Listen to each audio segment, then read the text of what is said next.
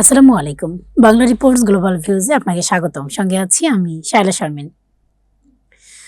Elon মাস্ককে আদালতে সাক্ষ্য দিতে বাধ্য না করতে মার্কিন প্রশাসন আইনগত পদক্ষেপ নিচ্ছে।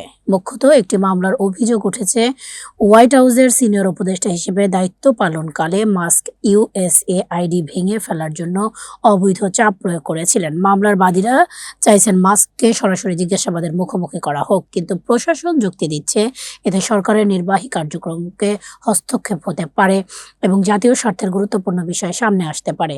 মামলাটি এখনও বিচারাধীন। সূত্র ব্লুমবার্গ।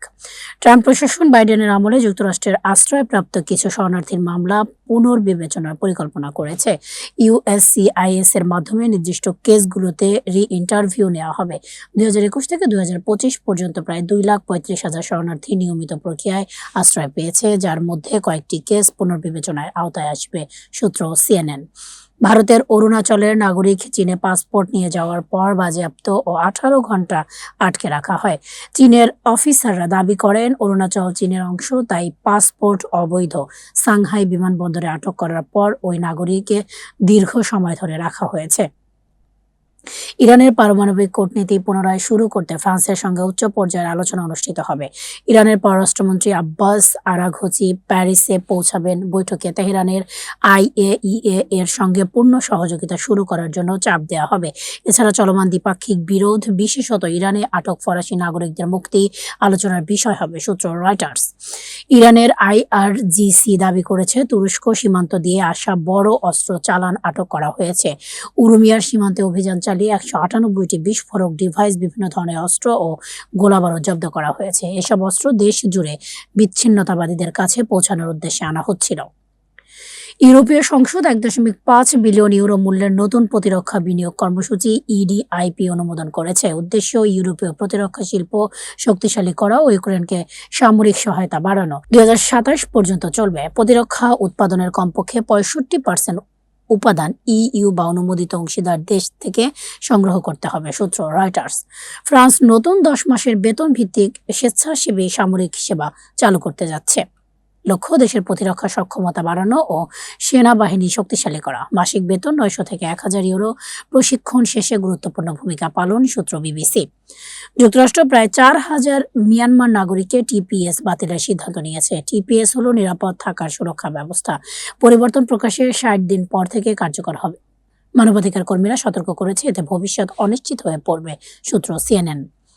ভারত ফ্রান্স যৌথভাবে এইচএএমএমইআর ক্ষেপণাস্ত্রের উৎপাদন শুরু করেছে। ভারতের ভারাট ইলেকট্রনিক্স ও ফ্রান্সের সাফরান যৌথভাবে উৎপাদন সিস্টেম গঠন করবে, যা ভারতের প্রতিরক্ষা সক্ষমতা বাড়াবে। ফ্লোরিডায় জব্দকৃত 500টির বেশি চীনা ড্রোন যুক্তরাষ্ট্রের সামরিক প্রশিক্ষণে ব্যবহার হবে। ড্রোন ধ্বংস না করে মিলিটারি ড্রোন ক্রুশিবল মহড়ায় প্রতিরক্ষা প্রশিক্ষণে ব্যবহার করা হবে। 4 থেকে 6 December camp branding.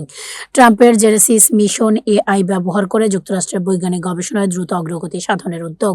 Department of energy ও জাতীয় ল্যাব নেতৃত্ব দেবে। সরকারি সুপার কম্পিউটার এনএএসএ, এনআইএস ডেটাসেট ও প্রযুক্তি কোম্পানি এনভিআইডিয়া, এএমডি, ওরাকল, ডেল ব্যবহার করে American science and security platform গড়ে তোলা হবে। নামিবিয়ার নির্বাচন জয় পেতে চলছে অ্যাডলফ হিটলার নামের ব্যক্তি। 2004 সাল থেকে এলাকায় রাজনৈতিকভাবে সক্রিয়, বর্তমানে 59 বছর বয়সী। স্থানীয় সমর্থন বেশি।